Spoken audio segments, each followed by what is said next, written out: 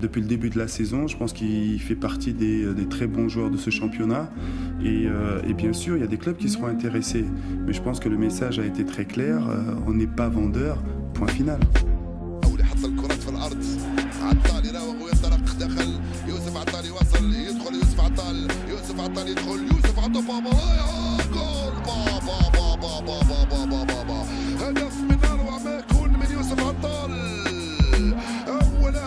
في تاريخه مع الجزائر لن ينسى بهذا الشكل.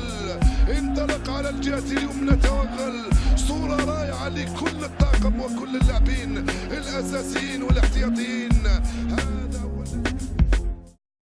Pour résumer, Youssef Attal est un international algérien évoluant en poste de latéral à l'OGC Nice. Pour citer son parcours junior, Attal a été formé par la jeunesse sportive de Kabylie, un club algérien réputé pour son académie. Son parcours pro débutera au club du Paradou à Alger. Après 2 saisons, il quitte le pays natal pour tenter l'aventure en Belgique à Courtrai. Mais l'exercice 2017-2018 ne se passe pas comme il l'espérait. Freiné à la fois par des blessures à répétition et un profil inadéquat aux attentes du coach, il ne démarrera que 6 fois titulaire. Mais ça ne l'empêche pas de taper dans l'œil du recruteur niçois par le fruit du hasard. En effet, alors que ce dernier était venu superviser un joueur de Mouscron, il a rapidement changé de cible à la vue du jeune latéral algérien. Toujours à l'affût de latéraux rapides et techniques, à l'instar de Ricardo Pereira ou de Dalbert, l'OGC Nice n'a donc pas hésité à aligner les 3 millions d'euros demandés pour s'offrir ses services. Cette saison, Attal s'est mis en évidence dès la 5e journée face à Rennes. Entré en jeu alors que son équipe était menée 1-0, il a été déterminant pour renverser la rencontre. 2-1 pour Nice, score final. Cette prestation lui a permis de glaner à la fois une place de titulaire au sein du 11, mais aussi de se faire appeler régulièrement en sélection d'Algérie.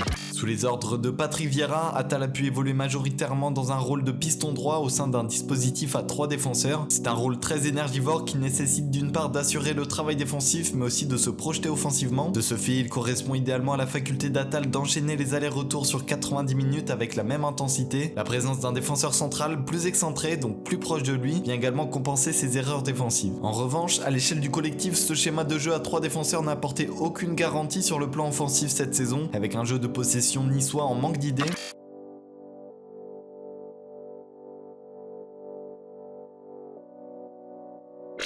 Pour tenter de raviver son animation offensive, Vieira a fait évoluer en fin de saison ce dispositif vers un 4-3-3 pour remplacer des individualités offensives peu convaincantes, que ce soit Maolida, Danilo, Sako ou encore Srarfi. Attal fut alors replacé à un poste d'ailier. Dans ce rôle, il présente un profil très différent à Saint-Maximin à l'opposé, alors que ce dernier évolue plus comme un électron libre. Attal va lui rester collé à la ligne de touche, recherchant à écarter le bloc adverse et se faire oublier dans le dos de son latéral. Aujourd'hui, Youssef Attal s'apparente à un vrai latéral moderne, porté vers l'avant. Offensivement, il excelle dans la percussion et les dribbles. Il a une faculté impressionnante pour changer de rythme et éliminer son adversaire. Autrement dit, à l'arrêt, il est capable de mettre ce coup d'accélération balle au pied pour dépasser son vis-à-vis. Dans un entretien pour Nice Matin, Dante disait à propos d'Attal qu'il joue comme s'il était au bled, et sans être réducteur, c'est vraiment l'impression qu'il donne sur le terrain. Balle au pied, il va systématiquement venir fixer son adversaire. Ses dribbles sont d'autant plus efficaces car ils sont imprévisibles. À l'aise avec les 2 pieds, il alterne entre repiquer vers l'intérieur ou s'échapper le long de la ligne de touche. Il est alors à l'inverse d'une majorité de joueurs qui vont rechercher à se retrouver sur leurs pieds forts, ce qui rend le jeu d'Attal plus difficilement lisible. Ces gestes techniques font notamment la différence pour venir effacer 1 voire 2 joueurs du bloc adverse en phase de position, les poussant souvent à la faute. Par ailleurs, le latéral algérien est également très à l'aise en transition dans les grands périmètres. Lorsque le bloc adverse n'est pas replié, il a la puissance et l'endurance pour remonter toute la longueur du terrain tant que le champ est libre face à lui. Même à la conduite du ballon, il conserve une importante pointe de vitesse et les adversaires ont du mal à le rattraper à la course. En termes d'efficacité pure, il n'est pas maladroit dans la zone de vérité, capable de venir conclure les occasions. Pour mettre en relief sa philosophie de jeu, il est légitime d'évoquer qu'Attal a terminé 4e meilleur dribbleur du championnat avec 3,5 dribbles réussis par match. À son poste, il est le seul latéral figurant parmi les 15 premiers de ce classement.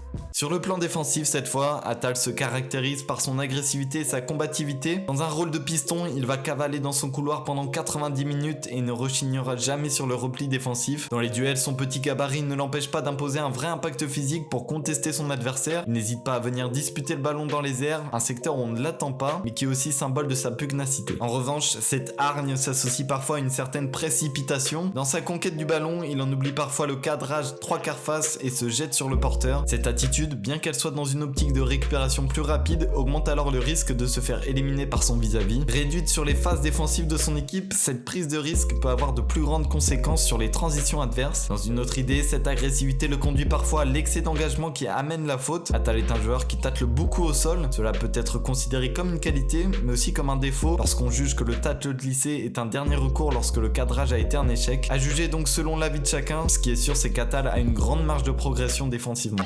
Alors pour conclure, tandis que certains observateurs voient déjà Atal comme un futur grand, je suis pour ma part un petit peu frileux à l'idée de me projeter sur son avenir. Une chose est sûre, sa tonicité et sa qualité de dribble sont hors du commun et correspondent idéalement à l'image du latéral moderne d'aujourd'hui. En revanche, il existe aujourd'hui des lacunes qui ne permettent pas de l'affirmer comme une vraie valeur sûre. On vient de détailler à l'instant ses carences défensives, mais j'ai aussi observé personnellement un besoin de progresser sur sa vision de jeu.